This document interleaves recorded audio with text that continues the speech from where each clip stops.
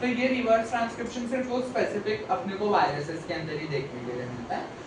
Majority organisms के अंदर जो फर्स्ट 4 रिएक्शंस है अपने वही होते हैं। अब जब यहाँ पर अपन रेप्लिकेशन बोल रहे हैं कि डीएनए से जो डीएनए बनने का प्रोसेस है उसको अपन क्या बोलते हैं, रेप्लिकेशन। ये रेप्लिकेशन का कुछ एक बहुत इंपॉर्टेंट पॉइंट है और वो क्या है कि ये सेमी कंजर्वेटिव नेचर शो करता है।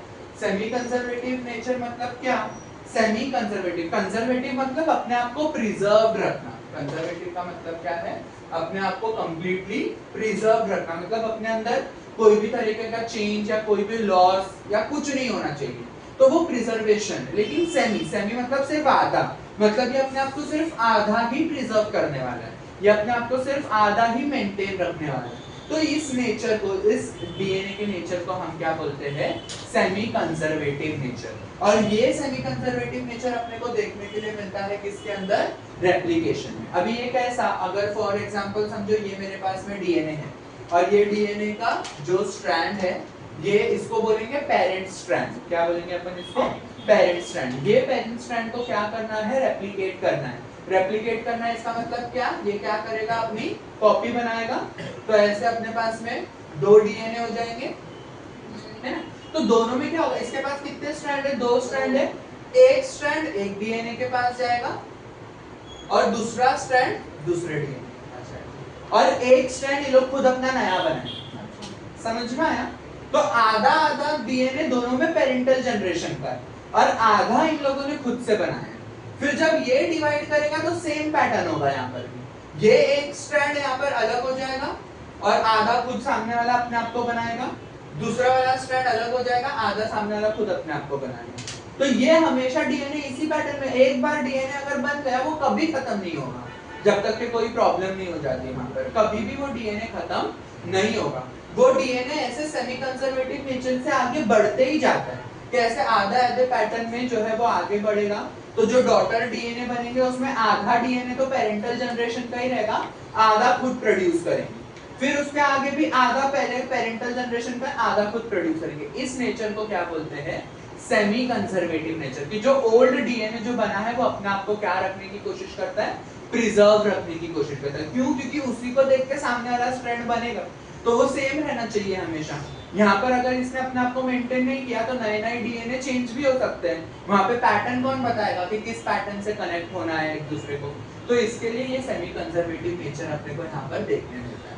अब ये सेमी कंजर्वेटिव नेचर अपने को मिल रहा है, देख रहे हैं अपन ये, बट इसको प्रूफ कैसे करेंगे कि क्या यहाँ पर ये सेमी कंजर्वेटिव नेचर ही हो रहा है। तो उसके प्रूफ के लिए अपने को यहाँ पर इस चैप्टर का लास्ट एक्सपेरिमेंट देखना है, जो क्या है हमारा मेसेल्सन और स्थाल एक्सपेरिमेंट। ये हुआ था अप्रोक्सीमेटली इन ईयर 1958, जब जेनेटिक्स बहुत ज़्यादा आगे बढ़ चुका था और तुम्हारा सब कुछ रेडी है पीछे। ये 1958 के अंदर ये एक्सपेरिमेंट हुआ है, जो तुमको बता रहा है कि जो तुम्हारा डीएनए का स्ट्रक्चर है वो कैसा है, सेमी कंजर्वेटिव। तो मेसेल्सन और स्थाल का जो एक्सपेरिमेंट है तुम्हारा वो यहाँ पर इम्पोर्टेंट है। हेलो, हाँ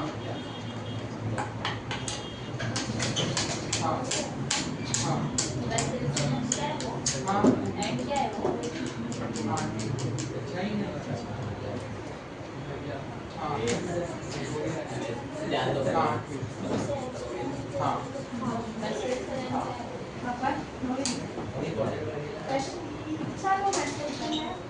मेसेल्सन एंड स्थाल।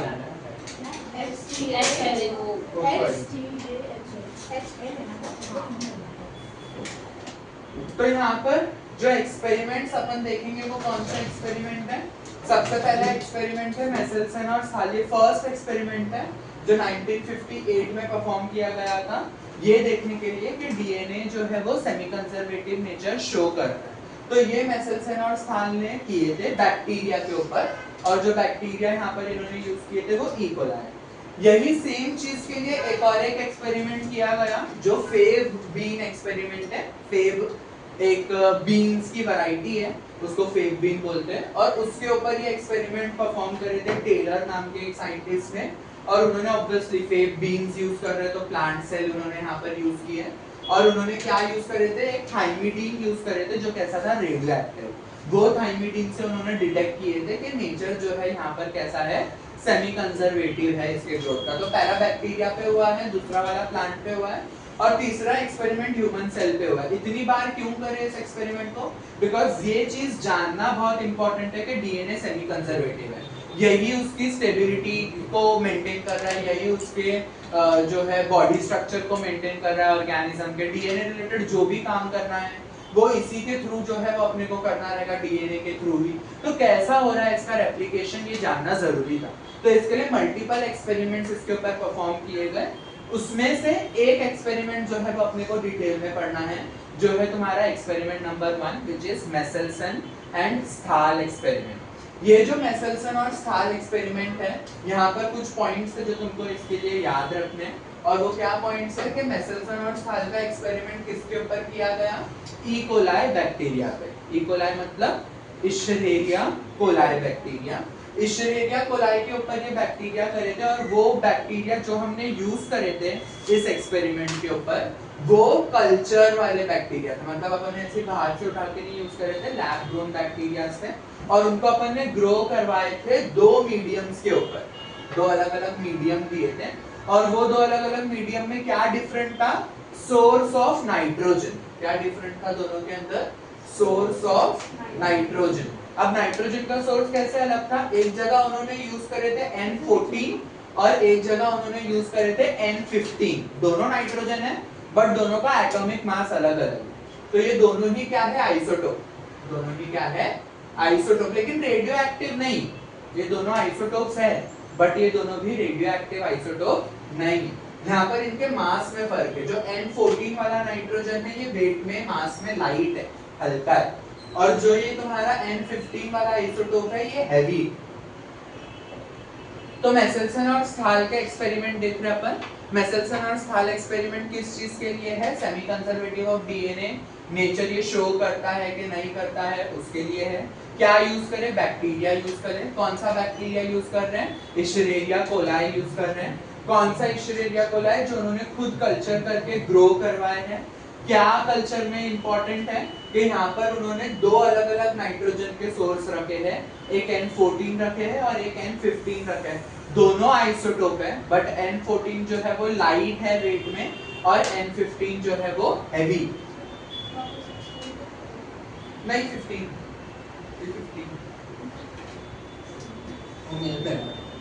तो N14 है और दूसरा N15 है। अब ये नाइट्रोजन आ कहां से रहा है? NH4Cl। ये एक सॉल्ट है, इसका पूरा नाम क्या है?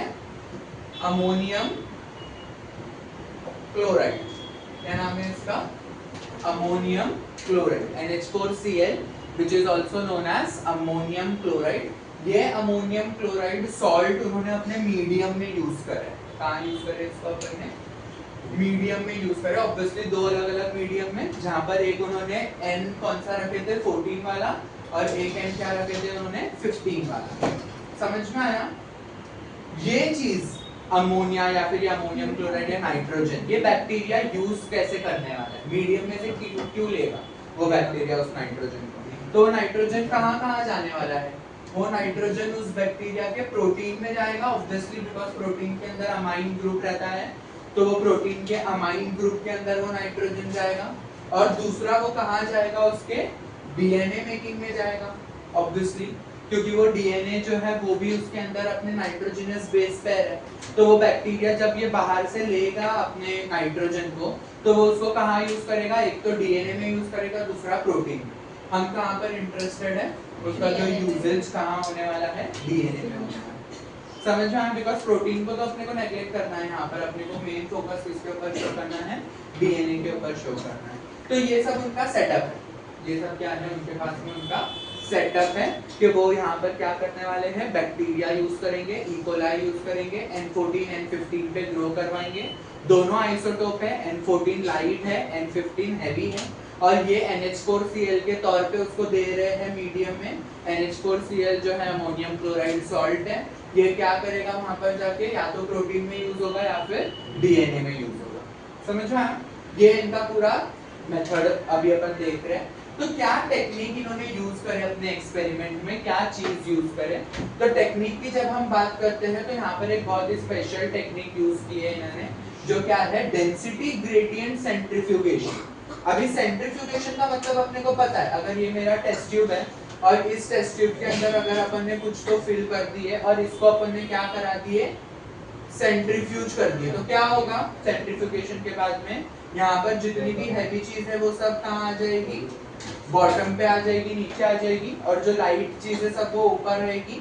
तो यहाँ पर क्या होता है सेंट्रीफ्यूगेशन के अंदर, एक तो रेटेंटेड बनता है और दूसरा सुपरिटेंडेड बनता है। ये नॉर्मल सेंट्रीफ्यूगेशन है जो अपन करते हैं, लेकिन यहाँ पर इन्होंने नॉर्मल सेंट्रीफ्यूगेशन यूज नहीं करा, इन्होंने कैसा सेंट्रीफ्यूगेशन यूज करे, डेंसिटी ग्रेडियंट सेंट्रीफ्यूगेशन। ग्रेडियंट मतलब क्या, डिफरेंस, डेंसिटी के अंदर डिफरेंस, ग्रेडियंट का मतलब डिफरेंस, और वो डिफरेंस किसके अंदर बात कर रहे हैं, वो डेंसिटी के अंदर। तो डेंसिटी के अंदर जो ग्रेडियंट आएगा, डेंसिटी के अंदर जो डिफरेंस आएगा, उसके बेसिस पे सेंट्रीफ्यूगेशन होगा, ये समझना। और वो किसके प्रेजेंस में हम करेंगे, CaCl2। CaCl2 क्या है, सीजियम क्लोराइड। क्या है ये, सीजियम क्लोराइड। कैसा होता है ये वाला सेंट्रीफ्यूगेशन तुम्हारा, नॉर्मल सेंट्रीफ्यूगेशन के अंदर अपन ने बोले कि टेस्ट ट्यूब है, उसमें नीचे जमा हो गया हैवी मटेरियल, ऊपर हल्का आ गया, रिटेंटेड और सुपरिटेंडेड उधर पे बन गया। लेकिन ये सेंट्रीफ्यूगेशन किसके प्रेजेंस में होता है, CaCl2। किसके प्रेजेंस में होता है, CaCl2। अब CaCl2 क्या है, जैसे जैसे CaCl2 नीचे नीचे नीचे जाएगा तो उसकी डेंसिटी बढ़ते जाती है। जैसे जैसे CaCl2 नीचे जाता है तो इसकी डेंसिटी क्या होते रहती है, नीचे ज्यादा होगी और ऊपर जो है लो रहेगी। तो पूरा टेस्ट ट्यूब जो है वो इस CaCl2 के डेंसिटी ग्रेडियंट में आ जाता है।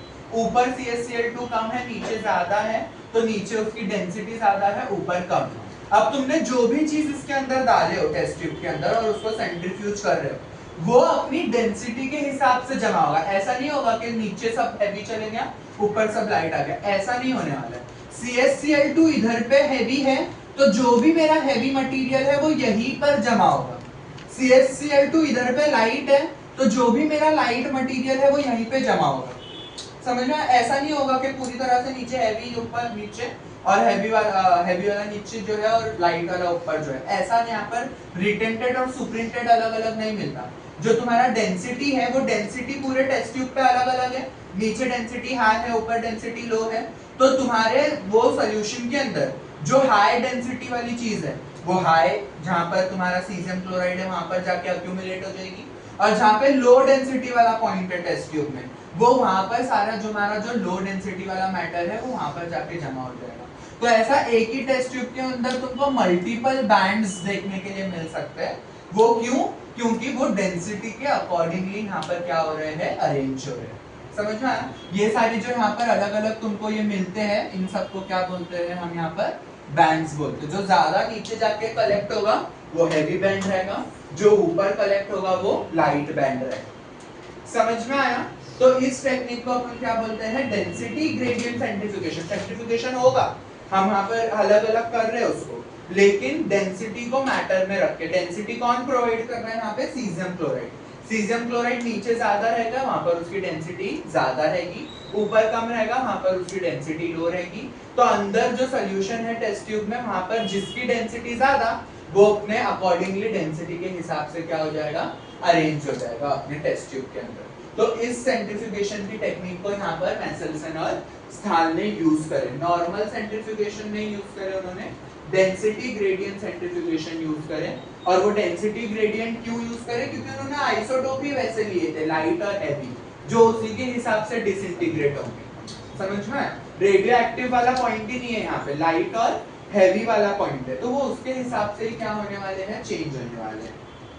तो एक चीज अपने को ये यहाँ पर ध्यान में रखनी है। और वो डेंसिटी बनाने के लिए उन्होंने जो चीज को यहाँ पर यूज करे वो क्या है, तुम्हारा सीजियम क्लोराइड।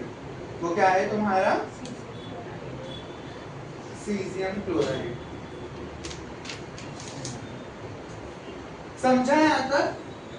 तो ये चीज तुमको याद रखनी है। अब यहाँ पर उन्होंने क्या करे, बैक्टीरिया जो ऑब्वियसली था अपने पास में, वो बैक्टीरिया में पहला वाला जो बैक्टीरिया है, यहाँ पर उन्होंने सोर्स किसका दिए है, N15 का।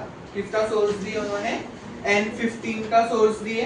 तो वो N15 के सोर्स के अंदर क्या हो गया, वो लोग ग्रो करते गए N15 लेते लेते, तो यहाँ पर जो डीएनए बनेगा उसके अंदर जितना भी नाइट्रोजन रहेगा वो सब N15 वाला ही रहेगा। तो वो सिर्फ उन्होंने उससे क्या करा, अपना पेरेंट वाला बना दिया। अब उसके आगे जब उसको वो ग्रो करवा रहे, तो वो यहाँ पर सोर्स को चेंज करके क्या कर दे रहे, N14 कर दे। पहला जो पेरेंट वाला जो उन्होंने लिए सेल, वो N15 के अंदर ही ग्रो करवाए थे, मतलब उसके अंदर जो डीएनए बना है वो हैवी वाला ही बना है। तो उसको अपन ने क्या करे, इसको सेंट्रीफ्यूज करे, ये वाले डीएनए को अपन ने क्या करे, सेंट्रीफ्यूज करे। तो जब मैंने उस डीएनए को सेंट्रीफ्यूज करा तो सिर्फ एक बैंड बन रहा है, और वो एक बैंड पूरा नीचे बन रहा है, जो नीचे हैवी की तरफ वो जा रहा है। तो इसके लिए अपन इस बैंड को क्या बोलेंगे, हैवी बैंड। इस बैंड को क्या बोलेंगे अपन, हैवी बैंड, क्योंकि दोनों ही यहाँ पर किसके बन रहे हैं, N15 के दोनों भी बैंड यहाँ पर अपने बन रहे हैं।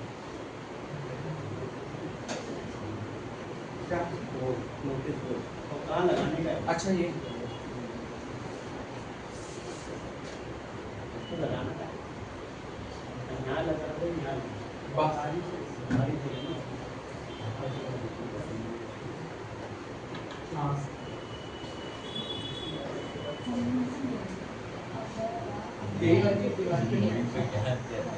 इधर भी सही।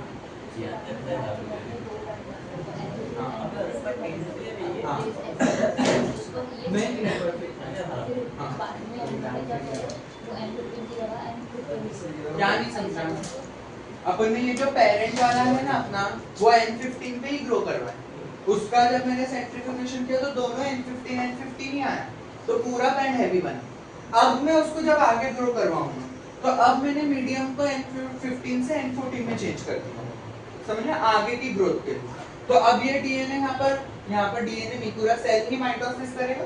तो ऐसे ये एक सेल से दो बन जाएंगे, और ये पूरा साइकिल होने में 20 मिनट्स लगता है। तो अब जो नया वाला डीएनए यहाँ पर बनेगा, वो कौन से सोर्स को लेके बन रहा है, N14। समझा चेंज कहाँ पर आ रहा है। तो अपना जो ये पेरेंट वाला जो सेल है, वो अपन ने सिर्फ N15 पे ग्रो करा है, उसका सेंट्रीफ्यूगेशन करे, सिर्फ हैवी बैंड मिला अपने को यहाँ पर। फिर उसके बाद में अपन ने मीडियम चेंज कर दिए, N14 कर दिए, और पूरा एक लाइफ साइकिल कंप्लीट होने के बाद में अब यहाँ पर ये दो सेल बन गए।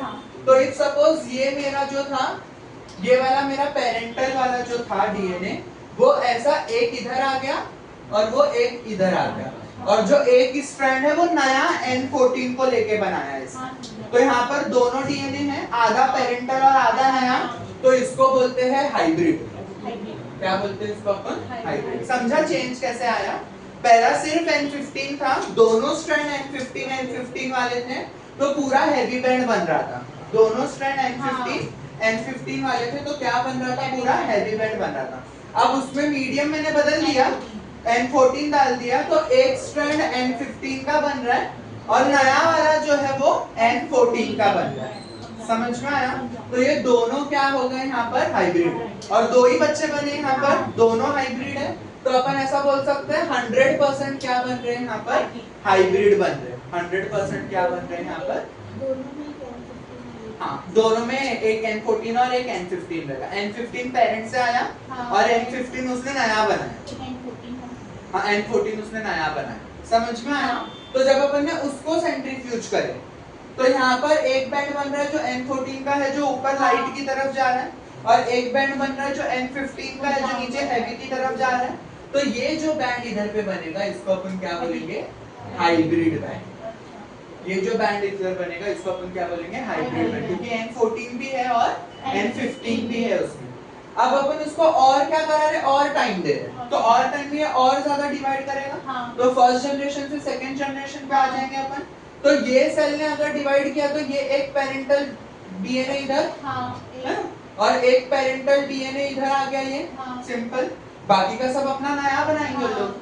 फिर उसके बाद में ये डिवाइड करेगा, तो एक पेरेंटल डीएनए इधर और दूसरा इधर, बाकी सब N14 रहेंगे। तो यहाँ पर कितने हाइब्रिड है, 4 हाइब्रिड कैसे रहेंगे, 2 हाइब्रिड है ना, क्योंकि इसमें N15 N14 है, इसमें N15 और 14। इन लोग में तो सिर्फ N14 है, यहाँ भी सिर्फ N14 है, जो नए बच्चे आ रहे हैं उनके अंदर।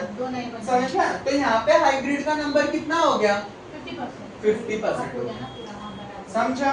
अब यही इसको और 1 घंटा देंगे अगर, तो वो वापस से रेप्लिकेट करके 8 सेल बनेंगे। तो अपना हाइब्रिड का नंबर क्या होगा फिर यहाँ पे? हाँ, और आधा हो जाएगा 25%, क्योंकि सोर्स अभी भी N14 का है ना। फिर उसको और मैंने क्या दिया, टाइम दिया, तो नेक्स्ट जनरेशन और बनी, और कम हो जाएगा 12.5% हाइब्रिड हो जाएंगे। फिर और टाइम दूंगा तो फिर वो और कम होगा 6.8 समथिंग कुछ तो चला जाएगा। फिर ऐसा करते करते करते नंबर कम होता रहेगा, कभी खत्म होगा क्या? नहीं, क्योंकि वो आगे तो जा रहा है ना, खत्म नहीं होगा। एक बार वो पेरेंटल डीएनए बन गया तो अब वो आगे बस बढ़ते रहेगा, ट्रांसफर होता रहेगा, जैसा यहाँ पर तुम देख रहे हो। बट वो कभी खत्म होने वाला नहीं। तो जब ये वाले बच्चे मुझे मिलेंगे 8 सेल वाले, 16 सेल वाले, इनको जब मैंने सेंट्रीफ्यूज किया तो वहां पर कुछ बच्चे हैं जहां पर N14 N15 दोनों स्ट्रैंड है, तो वो कैसे रहेंगे? हाइब्रिड ही रहेंगे। तो अपने को हाइब्रिड बैंड अब आगे तक कंटिन्यूअसली मिलते जाएगा, क्योंकि वो बच्चे तो रहने ही वाले हैं वहां पे। फिर उसके बाद नए जो N14 वाले बन रहे हैं, उनके पास N14 ही है दोनों स्ट्रैंड में। तो वो क्या बनाएंगे तुम्हारा यहाँ पर? Light strand. क्या बनाएंगे वो यहाँ पर? Light strand. Hence DNA is semi-conservative in nature. समझा पूरा एक्सपेरिमेंट? मेसेल्सन और स्टार एक्सपेरिमेंट सारे एक्सपेरिमेंट में सबसे इंपॉर्टेंट है और सबसे कंफ्यूजिंग भी है अगर ये समझ में नहीं आया। चारों एक्सपेरिमेंट में से एटलीस्ट एक एक्सपेरिमेंट के ऊपर तो क्वेश्चन आएगा ही आएगा। समझा ये? जल्दी लिखो ये, फिर आगे का देखते हैं। आगे का देखते हैं। हाँ, हो गए क्या? पढ़ते पढ़ते वक्त तो पता ही नहीं चलता, थोड़ा देख लेते हैं।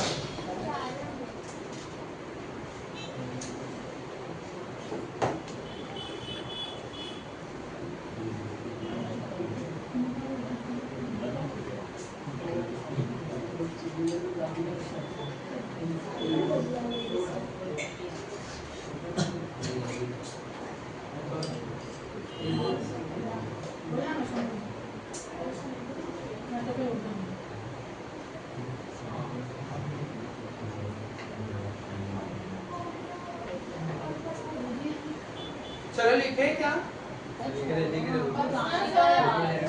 हो गया।